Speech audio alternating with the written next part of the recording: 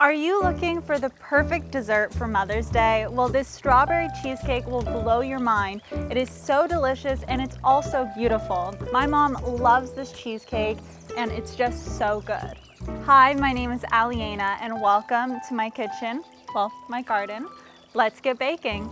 The first thing to do to make our cheesecake is make our graham cracker crust. So here I have a lot of graham crackers and I'm using a food processor today to grind them up. But if you want to do it by hand, you can always take a rolling pin and put all these in a bag. That's how I used to do it, but then I found out this is way less effort and it's a lot faster. So I'm going to pour in my graham crackers. And we want 2 1/4 cups of ground graham crackers. So I'm going to measure it out once I have ground them all up. Okay. And I swear there's always one little piece of graham cracker that refuses to get ground up every time I do this. So now I'm going to just measure out how much I have. And to my ground up graham crackers, I have a 1/3 cup of melted butter. And now we can just stir this until it's all combined. I have to say, graham cracker crust is one of my absolute favorites. It is so good. And I used to buy it store-bought, but then I realized it's so easy to make, so why not just make it from scratch because it tastes so much better. And here I have an 8-inch spring-form pan that I put some butter in, and I also lined it with parchment paper because we don't want our cheesecake to stick. And now I can pour my graham cracker crust into my pan. I like to use a measuring cup to press it to the bottom of my pan and then up the sides because you can make it really even. Now that my crust is completely smoothed out, I can pop it in my oven at 350 degrees Fahrenheit for 10 minutes. Now we can make our strawberry sugar. So here I have 2 cups of freeze-dried strawberries. The reason that we're using freeze-dried strawberries over fresh strawberries is because it adds a more intense strawberry flavor and it also adds more color to our cheesecake. So I have 2 cups of freeze-dried strawberries going into my mixer, along with 1 cup of just granulated sugar. And now we can blend this all together until it has the same consistency of the graham crackers. So it's really nice and fine and ground up. My goodness, it's like a chimney. Oh, I can breathe. Oh, that will clear out your sinuses. It's a lot of strawberry. Okay, so now that we have our strawberry sugar and it's totally ground up, we can just add it back to our other bowl. And I have to say, it smells really good. We can set it off to the side and start on our cheesecake. So here I have my electric mixer and I have quite a lot of cream cheese. I have 600 grams, or this is about 21 ounces or 2.5 blocks of cream cheese. And I'm also going to add into it 1/2 cup of just plain Greek yogurt. But if you don't have Greek yogurt, you can also use sour cream. Now we can blend this together until it's really nice and smooth.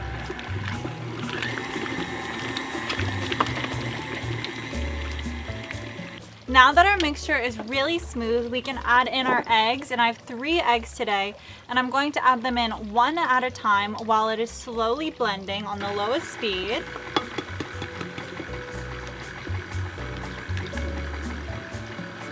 And we're going to let it get completely combined into our cheesecake batter before we add in our next egg. We can add in 1 teaspoon of vanilla extract. And don't forget to scrape down the sides of your bowl to make sure that everything is getting incorporated. Now we can add in our strawberry sugar. And we also can add in our cornstarch. So I have 3 tablespoons of cornstarch going in. And now we can just blend this all together until it's completely combined and our batter is super smooth. And here we have our finished graham cracker crust. And now our batter is super silky smooth and it's absolutely delicious. I know you shouldn't taste things that have eggs in them, but I always do because I can't help myself. And you also have to make sure it's good, right? So now we can pour this into our cooled crust. And I absolutely love the color, but if you do want it to be more red or pink, you can always add in a little bit of food coloring. But for me, I think this is a beautiful pink color. Now we can pop our cheesecake in the oven. I reduced the oven temperature to 285 degrees Fahrenheit, and we are going to bake it for about 55 minutes, checking about 10 minutes beforehand because every oven is a little bit different, so it might need a few minutes more or less. So the way I know if a cheesecake is done is the outsides are more firm and there's a little bit of a wobble still in the center. So let's pop our cheesecake in. And one thing that I forgot that's actually very important, once your cheesecake is finished cooking, you have to leave it in the oven for an extra hour, but you turn off that heat and you also want to open your oven door just about a crack or about this much, a little bit more than a crack, and let it sit in there until it reaches room temperature. Once it's done that, you can take it out of the oven and pop it in your fridge for about 4 hours or overnight. You really want your cheesecake to be totally cooled and set up, so I find it's often better the next day, but you do want to wait a minimum of at least 4 to 5 hours. Now we can start on our strawberry topping. So for this, you are going to want 2.5 cups of fresh strawberries, and you can either quarter them or half them depending on the size of your strawberries and what you would like on your cake. And now I can just pour this into my big bowl. Got all my strawberries. They're so tasty too. And we can add in our sugar. We have a 1/4 cup of just granulated sugar, along with 1 tablespoon of freshly squeezed lemon juice, and 1 teaspoon of vanilla extract. And we can mix this all together to coat our strawberries. I can go pop this in my fridge, and you do want to let it sit in your fridge so that all the juices of the strawberries get released for at least 1 to 2 hours. But because I'm letting my cheesecake sit overnight, I can also let these strawberries sit overnight and then finish them tomorrow. So that is it for today. I will see you guys tomorrow and we can finish our cheesecake. Welcome back. It's actually 2 days later now because I wasn't able to shoot yesterday, but we are almost finished with our cheesecake and I'm so excited to try it. So here I have my strawberries and I let them sit in the fridge, and what I'm going to do is I'm actually going to strain them and strain all the juice out of them into my saucepan. And now I can just put my strawberries back in my bowl because we are topping our cheesecake with these strawberries, but we want this liquid, the liquid of the strawberries, to cook down a little bit until it's thickened. So we'll cook it down for about 5 minutes over medium heat until it starts to thicken up, and then we're going to let it cool and add it back into our strawberries. And I have to say, this smells absolutely delicious. You really smell all those fresh strawberries.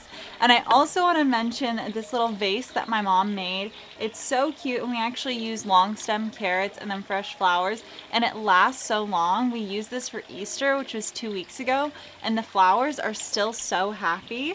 So anyone that's looking for a cute vase idea, I have one for you. And now here I have my cheesecake, and I love the springform pan because it's so easy to remove it. And now I need to very carefully transfer it onto my plate. That was actually very easy. I'm always scared moving my cheesecake or my pies or cakes because I never want to ruin them, especially when they're this pretty. And now we can top our strawberry cheesecake with all those fresh strawberries. Now it is the best part. It is time to cut our finished cheesecake. I'm really excited. And here we have our delicious cheesecake. It's super easy to cut. And to get those really clean edges, I actually like to clean my knife in between each cut. And now it is time to taste our cheesecake. Wow. This is one of my new favorite cheesecakes, and it's perfect for spring because it's still really light and it's so smooth. And with those fresh strawberries on top, it just kicks it up a notch. And I just want to say a special thank you to the Loopy Whisk for this recipe. It is absolutely delicious, and I love so many of her recipes, so you should definitely check her out. Thank you so much for watching, and a very happy Mother's Day to all the mothers. See you next time. I don't know if you guys saw the now counter. I didn't realize I was saying now about every sentence until I watched all the videos back, and it was finals week, so my brain was so fried I didn't even realize it until it was too late.